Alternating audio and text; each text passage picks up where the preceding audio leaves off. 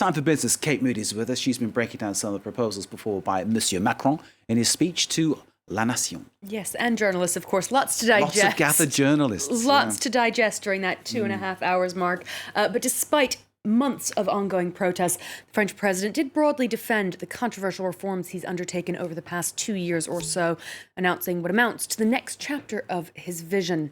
Among the measures that he outlined was further lowering income taxes for the middle class. Few concrete details on how he plans to do that, but the idea, of course, is to boost purchasing power.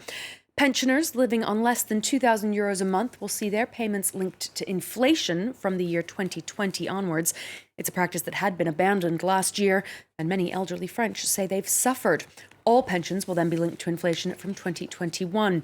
Macron also called on the public to engage in a discussion about working more and harder. That could prove particularly controversial. French unions are especially attached to the 35-hour working week, and the president said he wouldn't try to change that or get rid of 1 or 2 bank holidays, as had been reported ahead of the speech. Now, rather than trying to change the official retirement age of 62, which was another move that would spark opposition, he said the best option would likely be to focus on increasing the number of years during which the French must work and pay into the social security system in order to access their full pension payments, then at whatever age they choose. Of course, reactions still coming into that speech, and we'll be following them on France 24. Moving on now, Germany's 2 largest banks have called off controversial merger talks. In near identical statements on Thursday, Deutsche Bank and Commerzbank said the risk of the merger outweighed the potential reward. The tie-up could have cost over 10,000 jobs. It was opposed by unions and shareholders who raised concerns about both banks' profitability problems. Anke Ulla explains. A lot was riding on the merger of Germany's 2 biggest banks, including the hope of creating the Eurozone's second largest lender and a worthy German player in the competitive world of international banking. But after 6 weeks of negotiations, Deutsche Bank and Commerzbank have called it quits. Both banks agreed the risk and the cost were higher than the potential reward. Deutsche Bank said right from the beginning we would only go into this merger if it makes economic sense, if it is beneficial for our shareholders and for other stakeholders.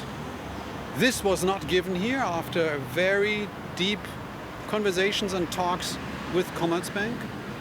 But now the question is whether either bank can survive alone.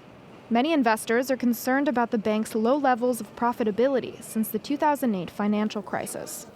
To raise funds, Deutsche Bank says it's looking at a buyer for its asset management unit, DWS.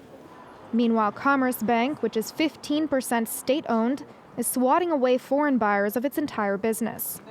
The German central bank, however, stressed the individual strength of both banks, calling them sound and stable. Well, shares of both of those lenders fell. Commerzbank down 2.2%, Deutsche about 1.5%. In the UK, we saw Barclays Bank's shares dropping nearly 4% on weak earnings. Switzerland's UBS fared better, shares up 1.5%. London's FTSE 100 was dragged down in part by Sainsbury's. Shares in the grocer losing about 4.5% after its proposed merger with Asda was blocked. We saw some gains on Wall Street. The tech sector in particular outperformed there. The Dow Jones was weighed down by 3M, which announced weaker than expected earnings and forecasts, as well as 2,000 job cuts. The manufacturing giant has seen its shares drop nearly 13% in its worst single session in 30 years. Now, Microsoft had a much better day as its market value officially passed $1 trillion on Thursday before dropping back slightly by the closing bell. It's only the 3rd company to ever pass that milestone, along with Apple and Amazon. The software giant reported strong profits for the first quarter, and it was boosted by its cloud business. China has kicked off a 3-day summit to promote its controversial Belt and Road program. It's a multi-trillion-dollar global infrastructure initiative launched by Xi Jinping back in 2013. Beijing says it will help expand commercial links between Asia and Europe and build new ones around the world via major development projects. Critics call it a means to spread Chinese influence abroad, saying expensive projects are drawing poorer countries into debt traps. Italy became the first G7 country to sign up in March, sparking still more divisions.